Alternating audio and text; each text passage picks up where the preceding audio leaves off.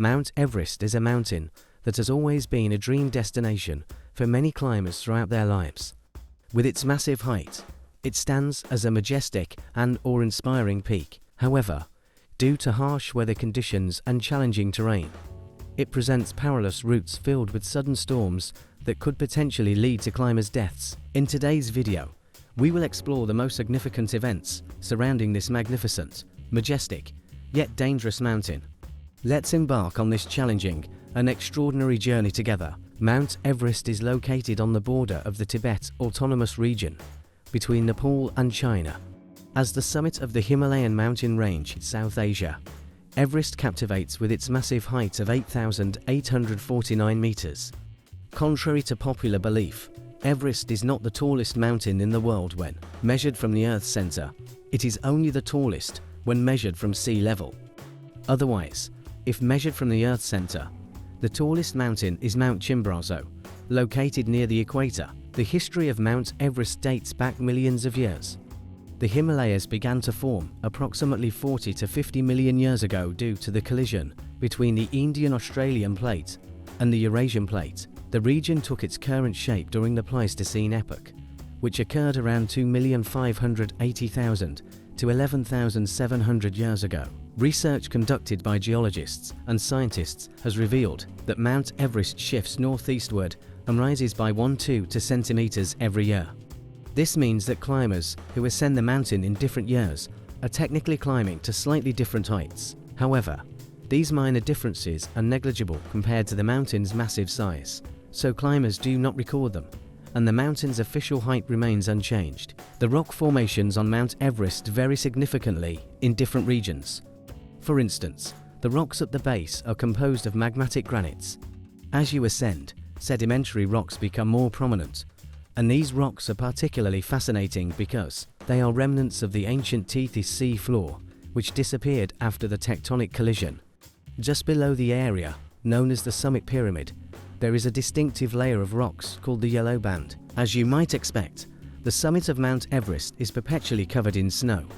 The snowpack reaches its maximum levels in September, and its minimum levels in May.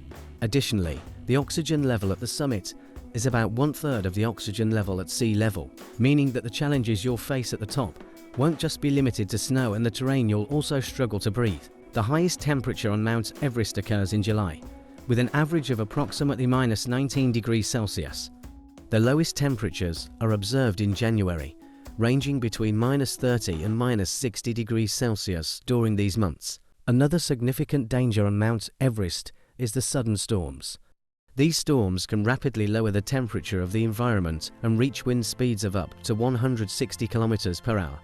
Due to these high winds, climbers face the risk of falling from the mountain, and the sudden drop in temperature puts them at risk of freezing.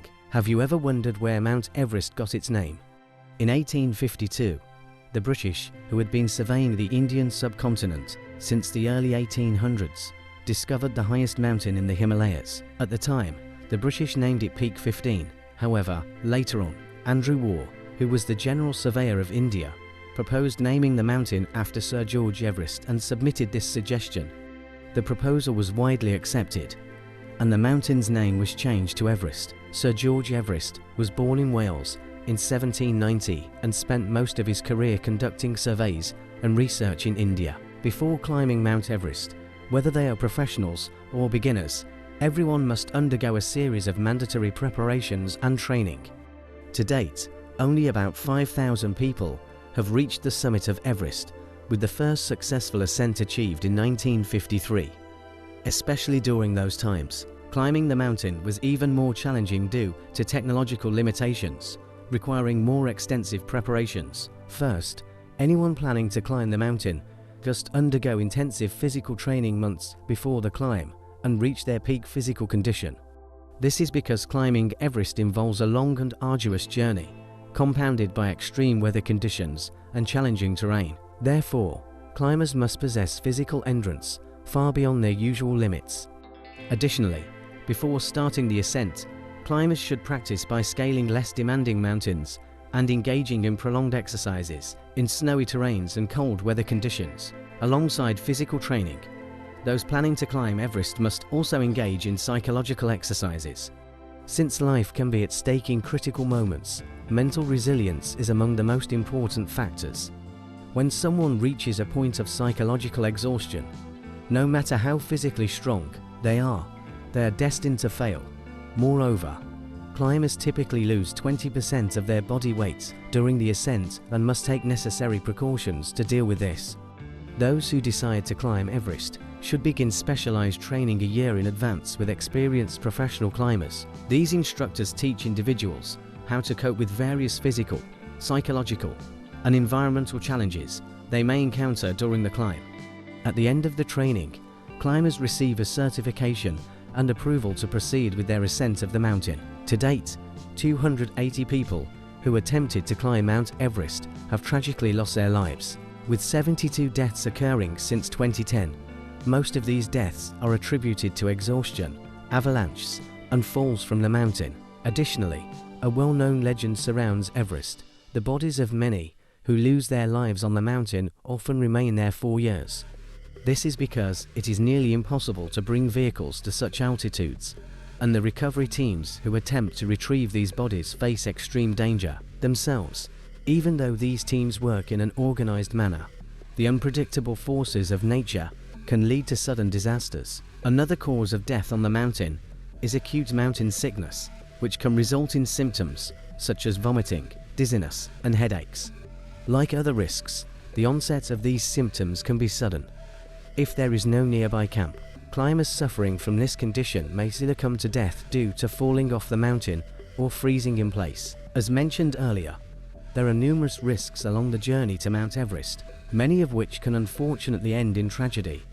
To minimize these risks and effectively manage any adverse situations that arise, climbers need to be highly experienced. For this reason, before attempting Everest, climbers train with instructors by scaling smaller mountains and setting up camps there. When climbing Everest, the first destination for climbers is the base camp. Once they reach this area, climbers begin a 2-week acclimatization period, during which they gradually adapt to the conditions of the climb.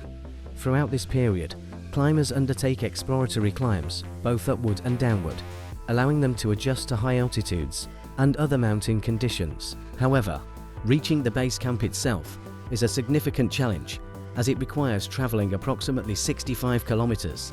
Furthermore, the camp is located at a high altitude and is extremely cold. To combat the risk of freezing, the locations of the tents at the base camp are shifted every 2 weeks. The process of reaching the base camp and acclimatizing there takes a total of 4 weeks. After this period, climbers begin preparations for the ascent.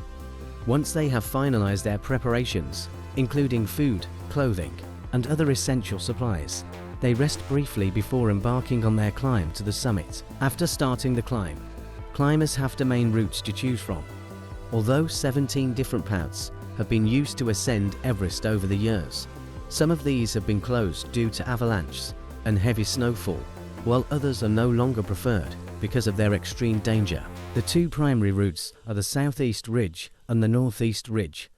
There are significant differences between the Southeast Ridge and the Northeast Ridge, and each has its own unique challenges. The Southeast Ridge route was first established in 1953 by Tenzing Norgay and Edmund Hillary. This route is particularly challenging due to the Kumbu Icefall along the way, but it offers a shorter and easier descent compared to other routes. On the other hand, the Northeast Ridge route allows climbers to travel approximately 65 kilometers by vehicle up to base camp. However, the path beyond this point is much more difficult than the Southeast Ridge, and both the ascent and descent are equally challenging. The Northeast Ridge route is also infamous for its tragic history. In 1924, mountaineer George Mallory disappeared and tragically lost his life on this route.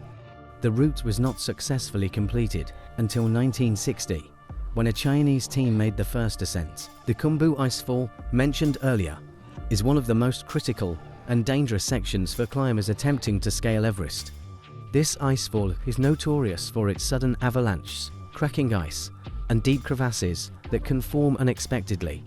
Many climbers tackle this section by placing metal ladders to cross the treacherous ice. Between 1953 and 2016, A total of 44 climbers lost their lives in this area. Additionally, the shape of the ice in the Kumbu Icefall changes constantly, requiring climbers to adapt and use different techniques for each ascent. Even after passing the Kumbu Icefall, a long and challenging journey still lies ahead, but climbers are unlikely to face a section as perilous as this one. Another major challenge during the ascent is the queues that form on the mountain. Due to the allure of Everest and its global fame, many people attempt the climb, even those with limited experience. These less experienced climbers often have to pause at certain points due to difficulties, leading to long lines on narrow passageways. Sometimes these queues can take 3 to 4 hours to clear, or in some cases, even a full day. Professional climbers also describe this part of the climb as one of the most difficult, especially near the final camp before the summit. At this point, climbers wait for the best possible weather conditions before making their summit attempt. However, encountering queues or other delays on the way up can force them to wait longer than planned, potentially causing them to miss their scheduled descent and face worsening weather conditions. And there you have it. Your journey to the summit of Everest would look something like this, though of course, there are many more detailed and fascinating aspects we could explore in another video. Never forget that climbing Everest requires advanced training and extensive experience. If you're planning to take on such a challenge, please ensure you've completed all the necessary training and gained enough experience before starting this journey, because the cost of being unprepared can be devastating. That's all from us for today. To support the growth of our channel, don't forget to subscribe, hit the like button to help our videos reach more people, and leave a comment to share your thoughts about scientific discussions or new video ideas. We love you all. See you in the next video. Stay safe and take care.